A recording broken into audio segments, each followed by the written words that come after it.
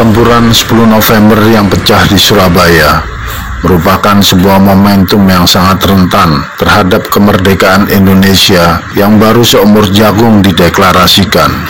Pasukan sekutu yang ditunggangi oleh pasukan Belanda mendaratkan mesin-mesin perangnya di Surabaya dan dengan berbagai alasan ingin kembali menjajah bangsa Indonesia melalui Surabaya.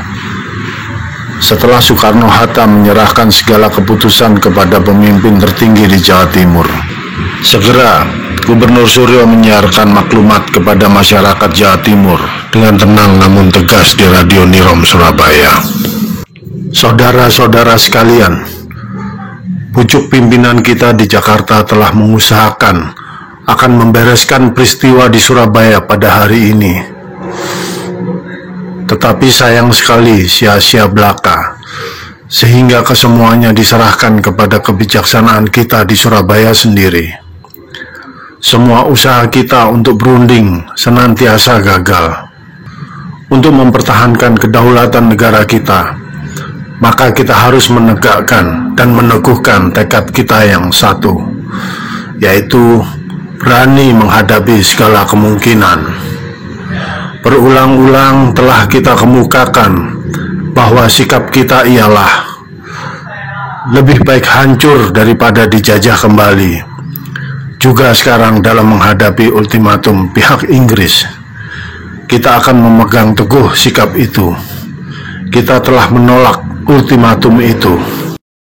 Dalam menghadapi kemungkinan besok pagi, mari kita semua memelihara persatuan yang bulat antara pemerintah rakyat, TKR, polisi, dan semua badan-badan perjuangan pemuda dan rakyat kita. Mari kita sekarang memohon kepada Tuhan Yang Maha Kuasa, semoga kita sekalian mendapatkan kekuatan lahir batin, serta rahman dan taufik dalam perjuangan. Selamat berjuang.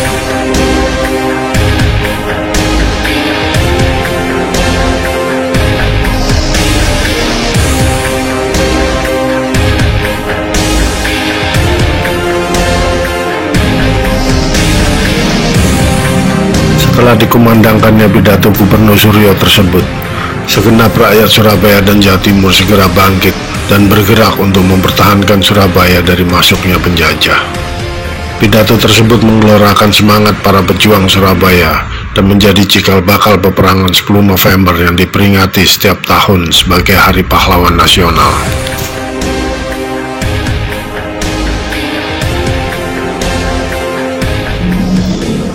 Raden Mas Temenggung Aro Suryo atau lebih dikenal dengan Gubernur Suryo lahir di Magetan tanggal 9 Juli 1898. Beliau adalah putra kedua dari 10 bersaudara.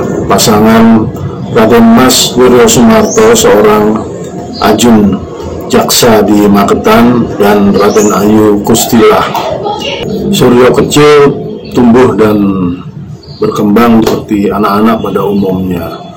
Namun dari cerita ayah saya, nenek saya, Gubernur Suryo mempunyai satu ciri khas yang agak berbeda. Beliau mempunyai satu karakter yang sangat kuat, jiwa yang sangat pemberani, demikian juga kepedulian yang sangat tinggi, di mana beliau sering membela temannya di saat temannya merasa terintimidasi.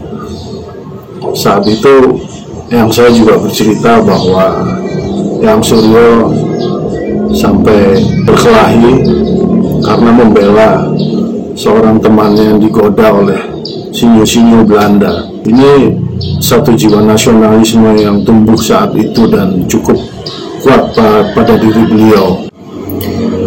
Jiwa sejarawan dan patriot telah dimiliki Eyang Suryo sejak kecil, sejak remaja.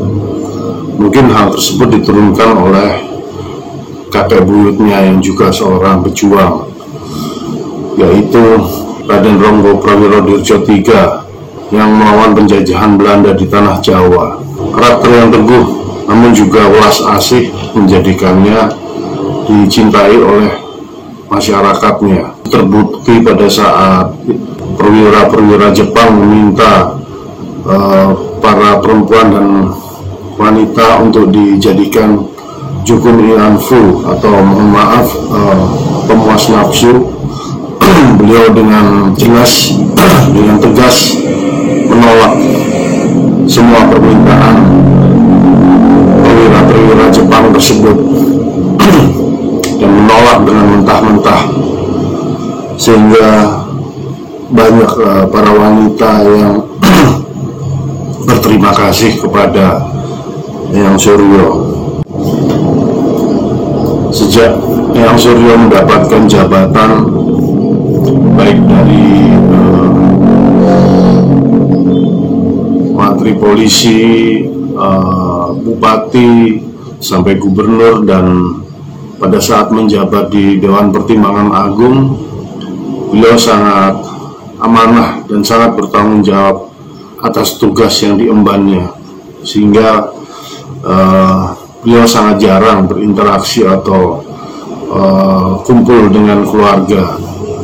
Hal ini juga dilihat pada waktu kakak tertua Eyang Suryo meninggal. Beliau tidak bisa hadir saat itu juga karena tugas, dan akhirnya beliau hadir setelah beberapa hari kematiannya, dan ternyata hal itu juga yang mengantarnya sampai ke liang kubur, di mana kejadian Eyang Suryo dicegat dan dibunuh di tengah hutan di Ngawi. Hal lain yang sangat menonjol adalah kejujuran Eyang Suryo, di mana sampai akhir hayatnya pun beliau tidak memiliki rumah dan beliau hanya tinggal dengan mertua dan tinggal di rumah mertua sampai akhir hayatnya. Beliau tidak memiliki apapun, bahkan tidak ada sama sekali benda-benda berharga yang dapat ditinggalkan untuk keluarga. Bahkan sekedar foto atau mungkin barang-barang pribadi sangat minim kita temukan, karena beliau selalu hidup dan tinggal berpindah-pindah tempat karena tugas yang diembannya. Bahkan rekaman suara dan pidato Eyang Suryo yang dilakukan di Radio Nirom sebelum 10 November juga tidak dapat kita ketemukan. Seluruh waktu, jiwa dan raganya ia berikan untuk bangsa dan negara ini, dan itu sesuai dengan falsafahnya, yaitu labuh tresno mring bangsa sabela pati, yang artinya kita harus cinta bangsa dan negara sampai pada tetes darah penghabisan. Itu salah satu falsafah beliau, dan itulah pengabdian yang tulus dari seorang Raden Mas Tumenggung Aryo Suryo. Ada satu lagi falsafah yang selalu disampaikan kepada kita anak cucunya, bahwa beliau selalu mengingatkan bahwa hidup itu adalah sekedar bayangan yang sementara.